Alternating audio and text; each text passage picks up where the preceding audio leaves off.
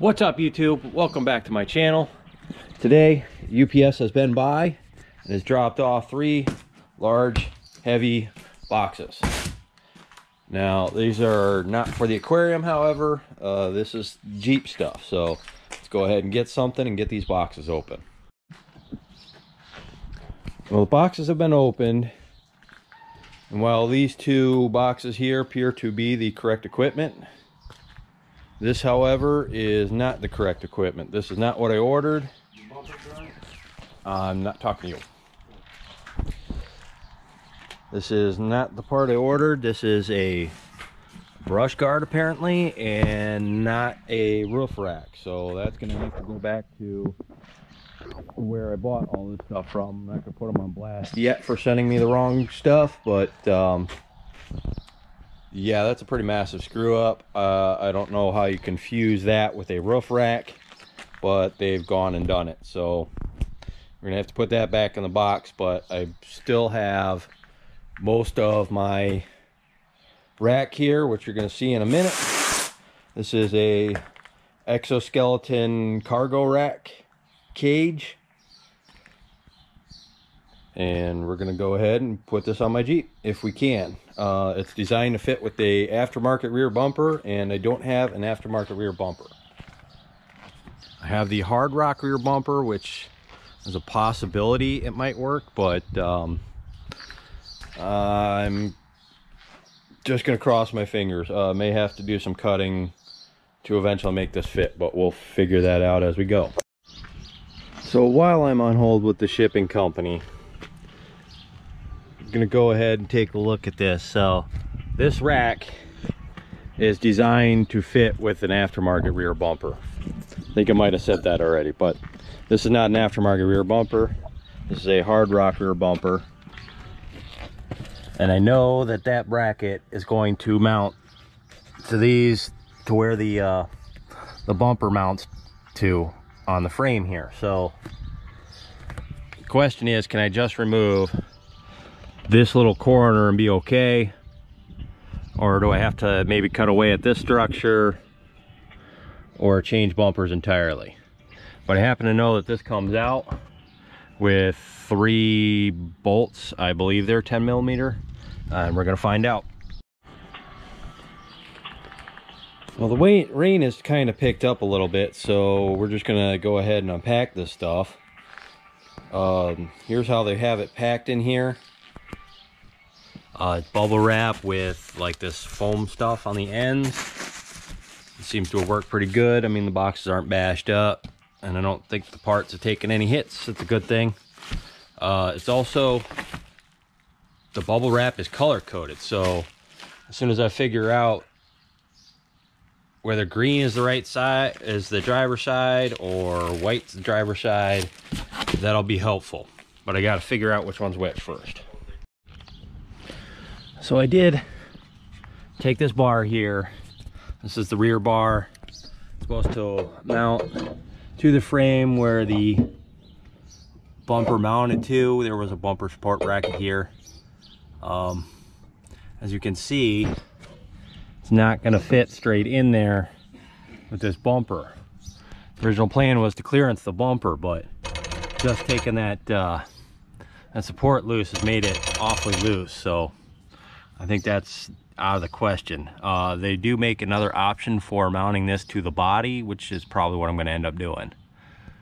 So let's go ahead and move on to where the instructions said step 1 was, and that is to attach the bars to the front here, and they mount through your windshield reinforcement bolts. So these bolts here, the T40s, come out pretty easy, and we'll go ahead and throw these bars on.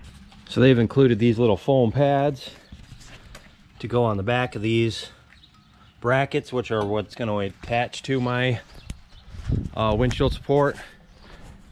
That's what they call this thing, windshield support. What we used to call it at the factory, this is a gusset. This is one of the main things that controls the windshield hinge function. If you ever want to fold your windshield down, that's what you got to do. You got to pull the bolts out of your gussets on either side, pull your windshield wipers off, That's important because it will not fold down without crushing these things. And the other thing you have to do is remove all your A-post trim, and then there's a couple of bolts up in here that hold your windshield frame to the rest of your roll bar. Now what I'm going to tell you about that is, if you have a JK Wrangler, do not ever fold your windshield down unless you don't care about water getting in the inside of your vehicle. The alignment of this door and this windshield is very critical, and it's really difficult to adjust. So if you throw this geometry out of spec between here, here, and here, you're gonna get water leaks, and you don't want that. So just do yourself a favor, don't ever fold your windshield down on a JK. Well, these foam pads don't quite fit, so I'm gonna have to trim them up some and poke my hole through.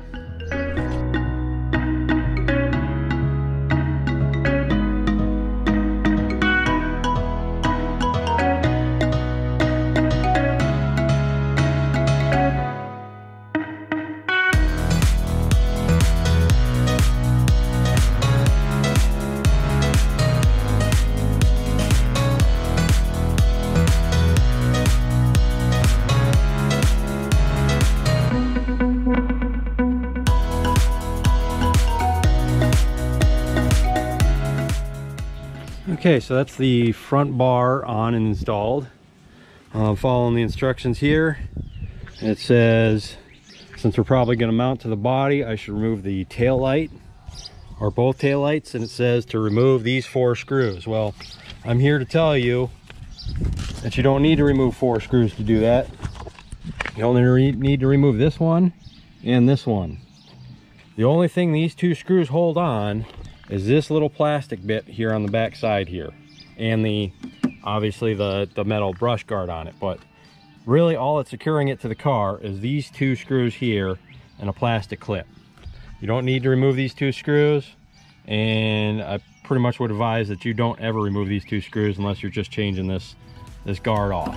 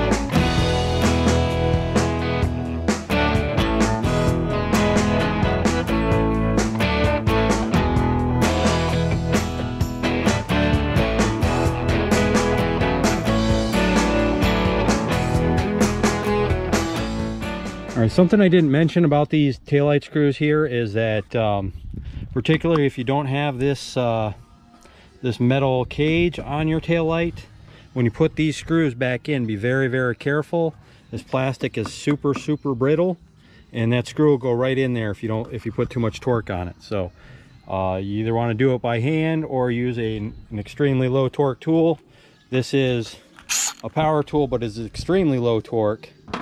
It's just why we use, basically everybody at work uses one of these, is because it's got such low torque on it. It's not likely to snap your bolts off and break your screws. And if you're screwing into plastic, it doesn't strip them out. It's just an overall really handy tool. And unfortunately, they don't make these anymore. So when I was buying these at like 40-50 bucks a piece off of eBay, if you were to try and get one of these now, it's going to cost you at least $260. So, but it's something to pay attention to if you buy power tools, is how much torque this puts out. Because when I was buying tools for work, I bought these together. This one that everybody had that's super low torque, and this one here, which has the most torque out of anything on the market. So I got the best of both worlds here.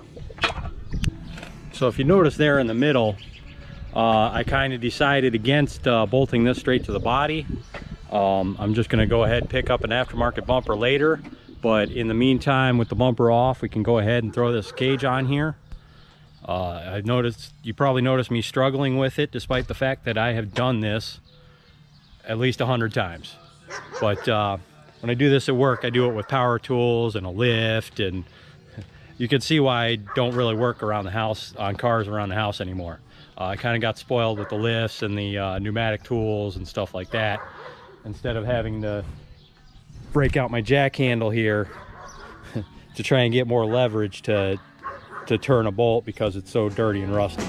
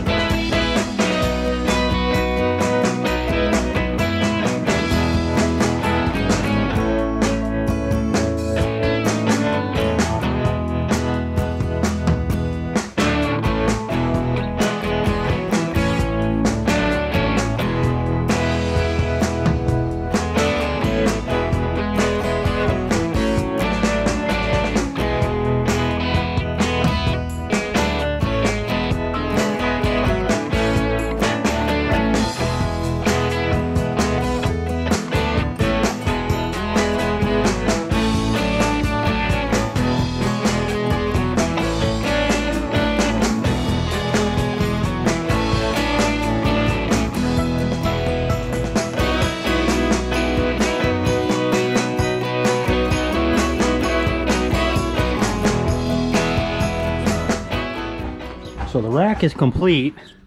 I have more spare parts left over than I know what to do with. It seems like a lot. I mean, obviously there's a couple of things I didn't throw on. These are for the optional mounting deal. These things are spacers that I might mount on there later. But here's what it came out to look like.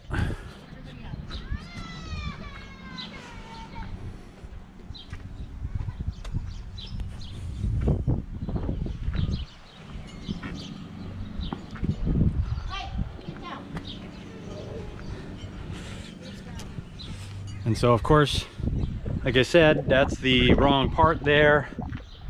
So when I get the rest of my roof rack in, we'll go ahead and throw that on. But we're still not done besides that, because I ordered some other stuff that has arrived at Home Depot, and we're gonna go pick that up. And I don't know if we're gonna get it on tonight because I haven't eaten yet, and it's like 7:30 already. So we're gonna run to Home Depot, grab our stuff, get some food, and then we'll see what happens. So it's the next day here, and everybody in my neighborhood's either doing yard work or construction. But I did get the parts yesterday, and what I picked up was a kayak rack. It comes in 2 pieces, so it's relatively cheap, but it came out pretty nice despite the fact that it was cheap. I decided not to show you. Try to get away from that machine there. So I decided not to show you constructing this thing. I don't know why, just because I was in a hurry, I guess. It was already dark. So basically it's 6 bolts, 4 to hold the whole bracketry together, and 2 to hold the bracket to one of the rails on your roof rack. And so I've already installed one of them onto the front there. Now, let me set this down. So that's what one looks like mounted up, and fairly tight. I didn't tighten it all the way up, but you can see it's pretty solid up there.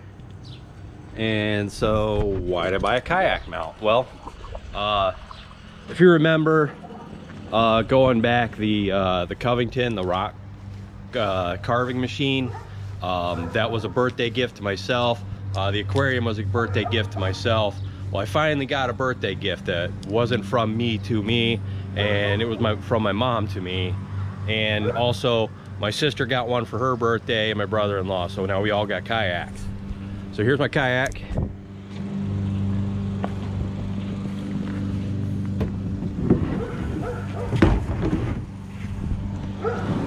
This is brand new. You can still see it's got shaving in it. It's Lifetime brand. It's a cheap kayak.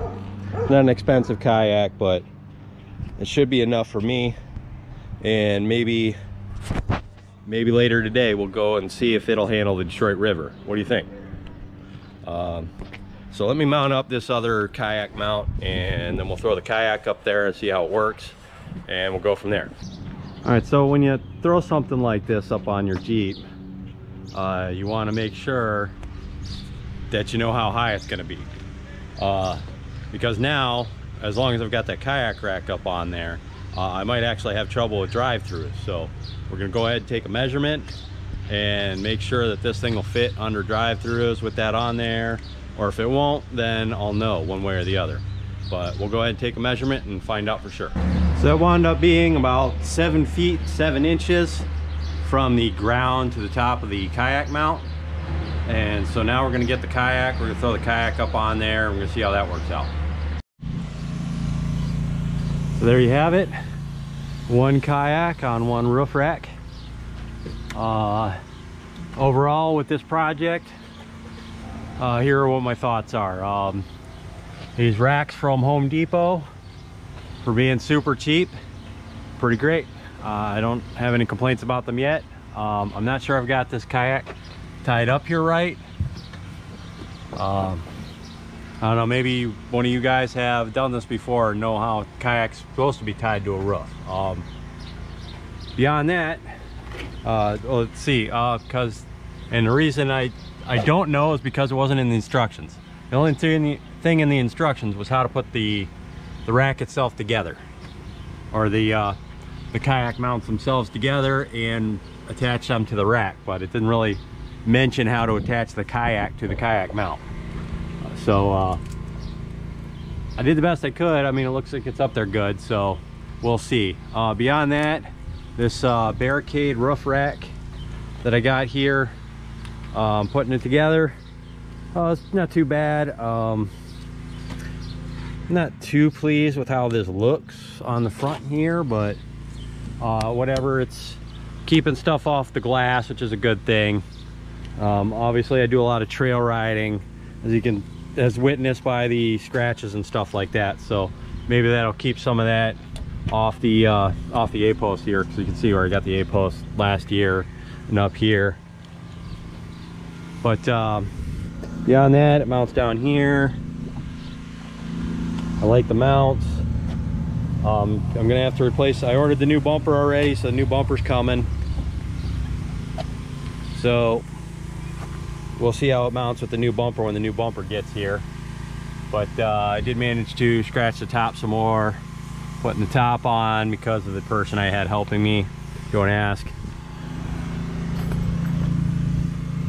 They make little rubber things to clearance between here and here, which for some reason this whole rack is tighter on this side than it is on this side.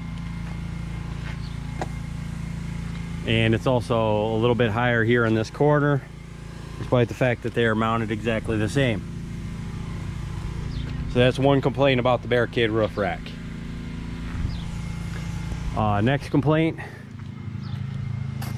about it, I'm not sure, like they have this hardware here to put the crossbars on, but they got it with these stupid little screw handle tab deals, instead of with like instead of making, like, you know, if they had to punch this hole on this side square, then it could thread this thing on without it spinning. But now you got to put the Allen wrench in here and turn it. That's not good. I don't like that. Additionally, it came to me scratched up, and I wish I could say it was shipping damage, but it's not shipping damage. It came out of the box like this. It was wrapped up like this. The box came to the house without any damage on it whatsoever, so this was on it before it went into the box. This much damage. But hey, what are you gonna do? So that's pretty much gonna be it for today. Maybe catch me tomorrow or the next day after that. Maybe I'll get this kayak into the water and we'll see how it does. So until next time, I'll see you later.